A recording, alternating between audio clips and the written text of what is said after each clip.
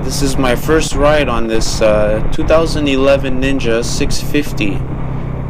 It's got quite some torque, 62 horsepower, I think 42 torque, I'm not sure, but it's a smooth ride, even in the corners, like this one right here. Not much of a corner, but I had the 2012 CBR 250, and that thing just flicked into the corners. This bike is more counter steering and leaning. Sorry about that. I'm not too used to it yet. I'm gonna take it easy. My friend in the front is on a 900 Triumph. The guy who just passed me, he's on a FZ8, I believe. Obviously they're fast bikes. This bike is pretty fast too, but like I said, I'm gonna take it easy because I'm not too used to it.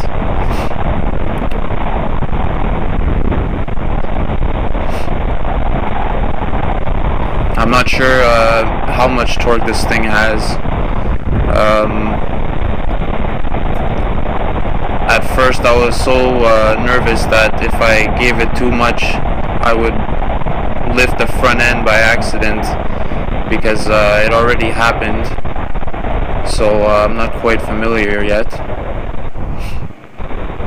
So what do I have to say about this bike so far? First of all, I love the look. It looks like an aggressive bike. It's got everything I want. Kilometers per hour digital, time digital, gas gauge digital. Shit, there's a cop behind me. Hope it doesn't pull me over from my exhaust.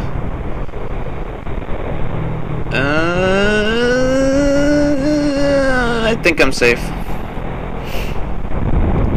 So anyways, this bike has everything I need. It's got power, it's got torque. My other bike, I had so much trouble keeping up with the other people. I couldn't even pass a car. It took everything the bike had to surpass another vehicle, which is pretty dangerous. So I decided to get something a little more torquey and a little more power. Something I don't like about this bike is the suspension. I don't know if I have to get it changed to like my weight. I don't know how that is, but that and the weight of the bike is my only two pet peeves I don't like about this bike. But other than that, it has everything that I want.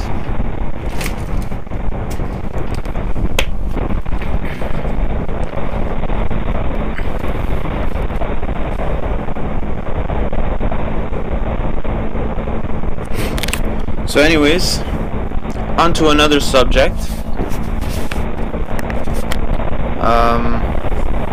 There's something I want to talk about. I'm gonna be new to motovlogging, commentary, and you know, the whole shebang. Why I'm gonna do this? I'm gonna tell you why. It's because I've been watching motovloggers for the past year, and they look like they have so much fun. So I always thought I wanted to try it. So I'm gonna try and see how it goes. I mean, I don't have a goal for 10,000 to 40,000 subscribers or whatever, you know. I'm just doing this for fun. I'm doing it for me. I'm doing it to get my head somewhere else besides, you know, problems like relaxation and stuff like that. And I'm also going to be talking about, you know, like certain subjects. I'm not going to be just talking about nothing while riding, because that's pretty boring. Something I want to talk about is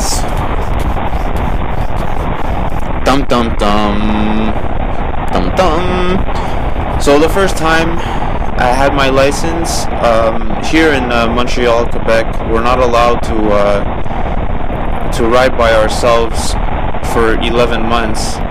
The way it works is you do a course in a classroom, then once you pass that course, you do a test on the computer, and once you pass that, then you're allowed to take a course on the bike, which is a certain amount of hours. Once you do that, you could do a closed circuit test, and once you pass that, you have 11 months to ride with other people who have had their license for more than, I think, a year. So it sucks pretty badly that every time I want to go for a ride, I can't. I need to wait for somebody to just, actually want to go, and not only that, but they have to feel like coming all the way to my place to get me, which sucks balls. So I don't really ride that much until I get my full license, which is why I'm with these guys. So that sucks pretty bad. So one day I really wanted to go out. It was I think it was like a 25-degree night. It was really nice out, and I just wanted to go for a quick spin. So stupid me, I went, and I think I went out for about 2 hours. I came back, and as I turned into my street, there was a cop at the intersection. This cop saw me, and he was being courteous. He was being nice enough to let me go first. So stupid me, I went first, and I guess he checked my license plate, and he saw that I wasn't supposed to be alone.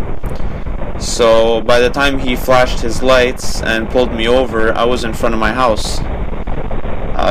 So basically he asked me, where's the other rider? And I said, I told him that he left. So he was nice enough to let me go with a warning, since I was already in front of my house. If he would have been a hard ass, I'm pretty sure I would have got a big ticket and probably suspended, which I didn't want, really. Obviously nobody wants that. So yeah, that's what happened. After that, I never did it again. I always was patient enough to wait for somebody to come get me and go out. That's just one story. There was another time where I went out, and there was a cop behind me for about 20 minutes, but nothing happened. Like it's because of that I thought, if they check the license plate, it doesn't say what class license you have. It just says if the bike is plated or whatever, how many points you have left, not the class. Like you need 6R to be alone, and I had 6A, and I didn't think that that would show if they checked my license plate, but obviously I was dangerously wrong. So if anyone is thinking about it, it's not worth it. It's not worth it, guys. Just be patient, wait it out. I'm not sure how it is in other states or countries, but that's how it is here. It's a waiting game. So yeah, that's the time I got caught.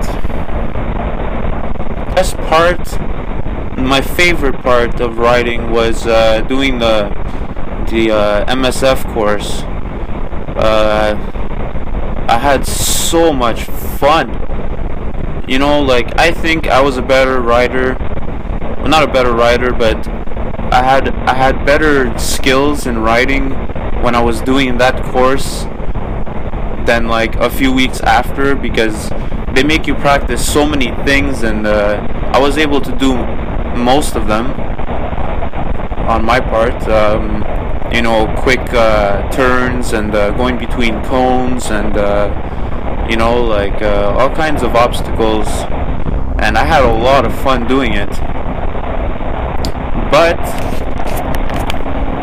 there was some instructors there. They were such hard asses that I didn't want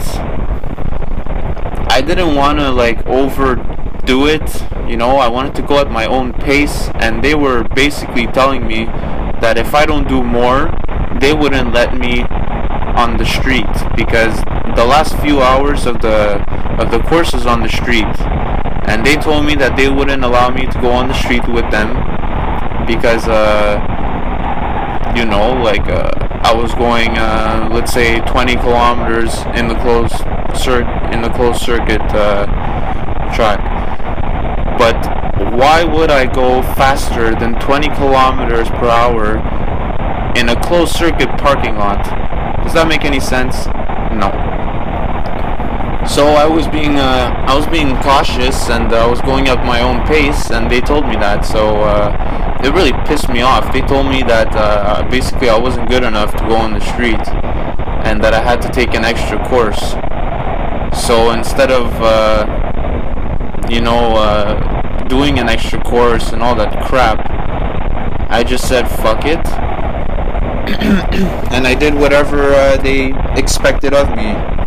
But you know, if somebody is new, like I have never been on a motorcycle before, I haven't been on a scooter, I haven't been on a dirt bike, basically I've only been on a bicycle, and here they are telling me after a few hours that I'm not good enough.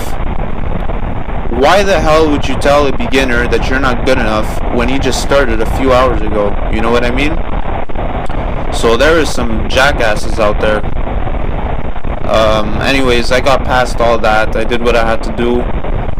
I got what I needed to get the hell out of there. Now I'm on the road, and I still am at my own pace. But you know, obviously, like, you don't tell somebody that you're not good enough and bring his spirit down. That's just a jackass move.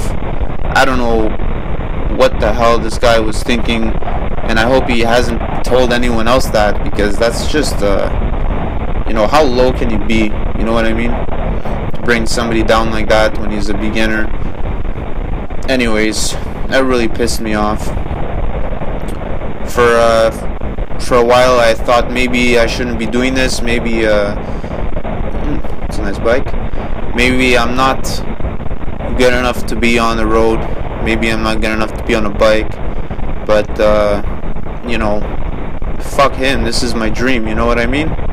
This is something that nothing's gonna stop me from doing, because I love it so much. So anyways, with that in mind, don't let people bring you down, especially if you get an instructor like that. Do everything at your own pace.